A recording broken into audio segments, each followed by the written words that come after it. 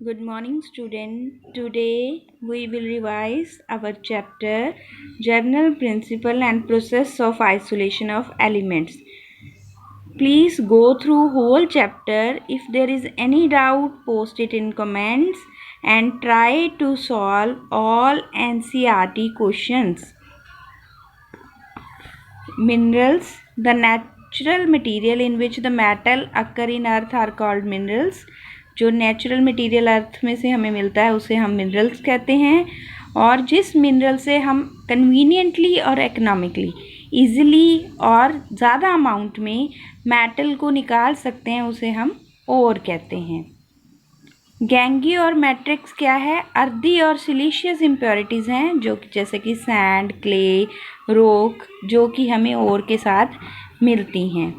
Ore dressing, removal of matrix और गैंग्यू, जिसमें से हम ओर के अंदर से मैट्रिक्स को, गंदगी को निकाल देते हैं और हमारे पास कंसनट्रेटेड ओर रह जाता है, उसे हम ओर ड्रेसिंग कहते हैं। मोस्ट कॉमन ओर्स जो कौन से हैं हमारे पास? Oxide, carbonate, sulphide, silicate, sulphate, halides. Beneficiation क्या है? Process use to concentrate an ore को कंसनट्रेट करने के प्रोसेस को हम क्या कहते हैं? बेनिफिकेशन। लेविगेशन, उस प्रोसेस को जिसके अंदर हम लाइटर अर्थी पार्टिकल जैसे मिट्टी है उसे ओर से निकाल देते हैं बाय वॉशिंग विद वाटर, और हमारे पास मेटल ओर जो है नीचे रह जाता है, उसे हम लेविगेशन और ग्रेविटी सेपरेशन कहते हैं। फ्रोथ फ्लोटेशन सल्फाइड ओर्स की करते हैं, जिंक, प्लैंड, कॉपर, पायराइट, ग्लेना। ये प्रेफरेंसली जो है पाइन ओल से की जाती है, इससे कि सल्फाइड ओर के ऊपर क्या बन जाती है? फ्रोथ, जिसे फिर सेपरेट आउट कर लिया जाता है। इलेक्ट्रोमैग्नेटिक सेपरेशन उस मटेरियल की करते हैं जिसमें एक मटेरियल आइदर इम्प्योरिटी और metal is magnetic in nature, for example iron. Electrostatic separation उस मेथड को कहते हैं जिसमें हमारा एक मेटल या फिर इम्प्योरिटी हमारी चार्ज पार्टिकल होती है।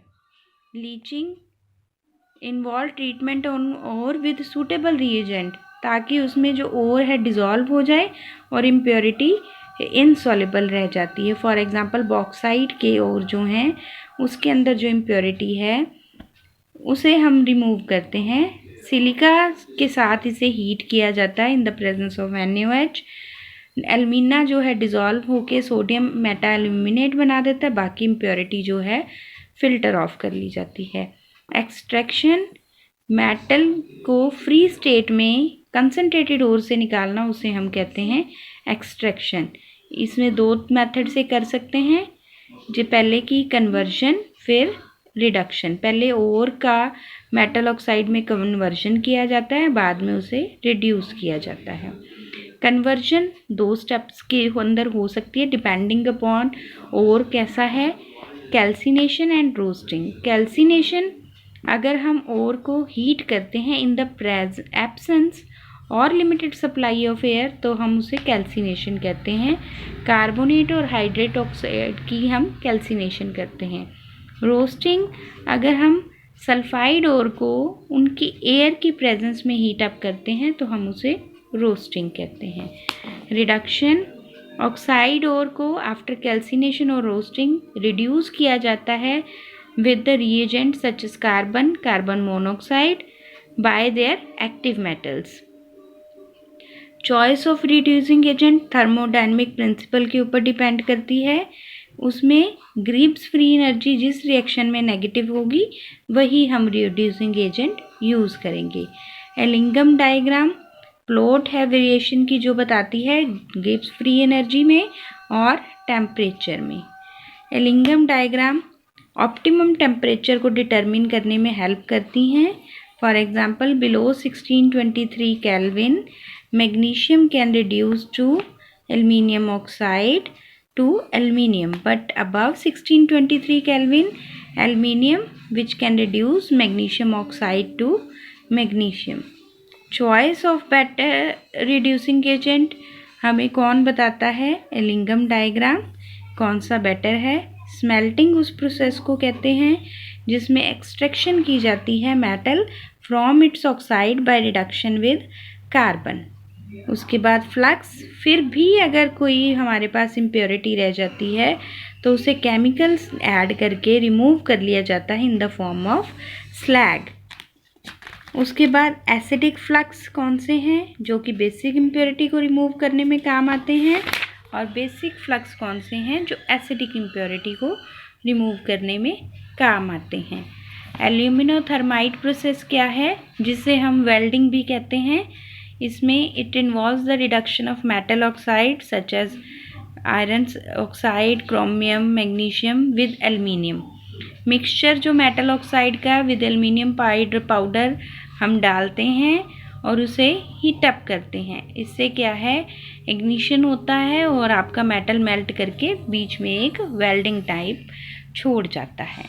ऑटो रिडक्शन, जिसमें इलेक्ट्रोपॉजिटिव मेटल जो है मरकरी, लेड, कॉपर हीट किया जाता है with conversion part of sulphide ore into oxide और sulphate which is then remaining sulfide to give metal with sulfur oxide. No external reducing agent is used in this process. इसमें metal को heat किया जाता है, वो खुद oxygen के साथ रिएक्ट करता है। पहले कॉपर ऑक्साइड सल्फर डाइऑक्साइड बना देता है, फिर उसके बाद ऑक्साइड एंड सल्फाइड मिलके हमारा कॉपर मेटल और सल्फर डाइऑक्साइड बाहर निकाल देते हैं। इस प्रोसेस में बाहर से कोई रिड्यूसिंग एजेंट नहीं डाला जाता। इलेक्ट्रोमेटलर्जी, इलेक्ट्रोलिसिस से कहते हैं हम फ्यूज सॉल्ट से जो हमारे एक्टिव मेटल हैं, रिएक्टिव मेटल हैं, उनको प्रोसेस से रिमूव किया जाता है with the process Hall and Heroult process we had already done in detail.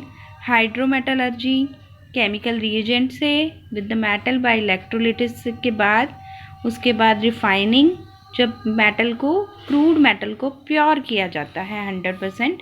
इसके अलग अलग मेथड हमने किए हैं, liquefaction, distillation, poling, electro refining, zone refining, van Arkel method and chromatography. अलग अलग हमने सब की डिटेल की है।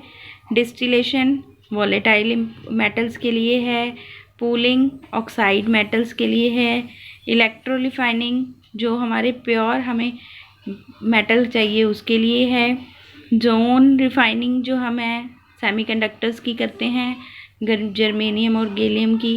वैन आर्कल मेथड हम यूज़ करते हैं स्पेस क्राफ्ट्स के लिए जो मेटल यूज़ करते हैं। क्रोमेटोग्राफी, ये अलग अलग मेथड से हम कर सकते हैं डिपेंडिंग अपॉन एड्सॉर्प्शन।